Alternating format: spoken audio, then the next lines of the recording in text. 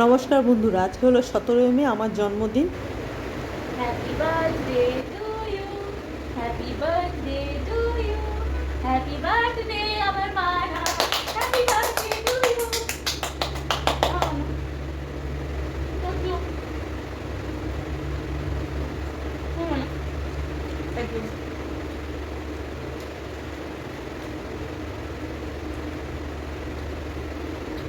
আর আমার মেয়ে মিলে আমার বার্থডে সেলিব্রেশন হয়েছে। এখানে কেক কাটিং হলো, তারপরে কেক খাওয়া দাওয়া হলো। আর আমার মেয়ে আমাকে প্রচুর গিফট দিয়েছে, প্রচুর। তার মধ্যে প্রচুর মানে একদম প্যাকেট চকলেট থেকে আরম্ভ করে সমস্ত দিয়েছে, যা যা আমি পছন্দ করি।